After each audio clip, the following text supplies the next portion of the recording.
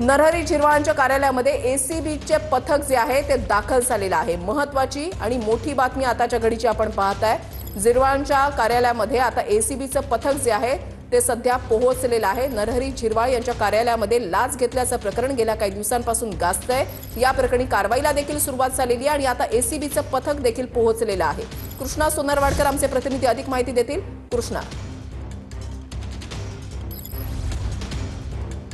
थोडंसं करेक्ट करतो। झिरवाळांच्या कार्यालयामध्ये एसीबीचं पथक नाहीये, तर मंत्रालयाच्या कंट्रोल रूम मध्ये हे पथक सध्या पोहोचलेलं आहे आणि कंट्रोल रूम मध्ये सध्या सीसीटीव्ही कॅमेऱ्यांची तपासणी एसीबीच्या पथकाकडून सुरू आहे। आतमध्ये आपण पाहतोय कमीत कमी 5 ते 6 एसीबीचे अधिकारी जे आहेत ते तक्रारदार हरिराम घांची यांना सोबत घेऊनच मंत्रालयामध्ये पोहोचलेले आहेत। याच्या आधी आपण पाहिलं की झिरवाळांच्या कार्यालयामध्ये 35,000ची लाच घेताना लिपिकला अटक करण्यात आलेली होती। राजू ढेरेंगवरती अटकेची कारवाई केल्यानंतर पुढच्या काही दिवसांमध्ये या सगळ्या प्रकरणामध्ये झिरवाळ यांचे जे काही पीए आहेत, खाजगी सचिव म्हणून काम करत होते रामदास काडे, त्यांच्यावरती सुद्धा लाचखोरीचा आरोप झालेला होता आणि आता एसीबीचं पथक हे मंत्रालयातल्या कंट्रोल रूम मध्ये पोहोचलेलं आहे। तिथे सीसीटीव्ही कॅमेऱ्यांची तपासणी सुद्धा सुरू आहे, शिवाय काही जबाब सुद्धा नोंदवले जाण्याची शक्यता आहे। मात्र आता आपण पाहतो की एसीबीचे 5 ते 6 अधिकारी मंत्रालयामध्ये सध्या पोहोचलेले आहेत। त्यांच्यासोबत या सगळ्या प्रकरणामध्ये ज्यांनी लाचेची तक्रार दिलेली होती एसीबीकडे, ते तक्रारदार हरिराम घांची हे सुद्धा एसीबीच्या पथकासोबत आहेत आणि हे सगळे एसीबीचे अधिकारी आपण पाहतो की त्यांच्या हातामध्ये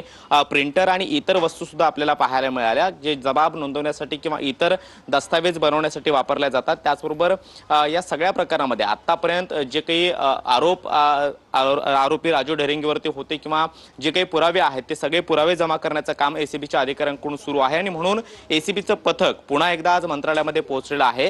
मंत्रालयामध्ये मागच्या काही वर्षांमध्ये झालेली ही पहिली आणि मोठी कारवाई मानली जाते, म्हणजे 10 ते 12 वर्षांमध्ये झालेली मंत्रालयातली ही आता पहिलीच कारवाई मानली जाते आणि झिरवाळांच्या कार्यालयामध्ये लाचखोरीचे अनेक आरोप जे आहेत ते आतापर्यंत समोर आलेले आहेत। काही मेडिकल तक्रारदार आहेत, त्या मेडिकलवाल्या मालकांकडून अशा पद्धतीचे आरोप करण्यात आलेले होते की ज्या मेडिकलचं लायसन्स हे काही दिवसांसाठी सस्पेंड केलं जातं, तर त्या ठराविक दिवसांसाठी काही रेट ठरलेले आहेत, त्या रेटनुसार ही लाच स्वीकारली जात होती, अशा पद्धतीचे आरोप सुद्धा आतापर्यंत समोर आलेले आहेत। आणि या सगळ्या कारवाईनंतर अनेक तक्रारदार स्वतःहून पुढे येऊन आरोप करतायत। मात्र ज्या तक्रारीच्या आधारावरती हा ट्रॅप लागला, ते तक्रारदार हरिराम घांची सध्या एसीबीच्या पथकासोबत आहेत। आतमध्ये आपण पाहतो की काही अधिकारी आतमध्ये उभे आहेत आणि तांत्रिक बाबी ज्या आहेत त्या सध्या एसीबीच्या अधिकाऱ्यांकडून तपासले जात आहेत। खरं तर एसीबीच्या अधिकाऱ्यांनी जेव्हा मंत्रालयामध्ये झिरवाळांच्या कार्यालयामध्ये ट्रॅप लावलेला होता आणि सापळा कारवाई करून लिपिकाला 35,000ची लाच घेताना अटक केलेली होती आणि त्यानंतर आतापर्यंतचे सगळे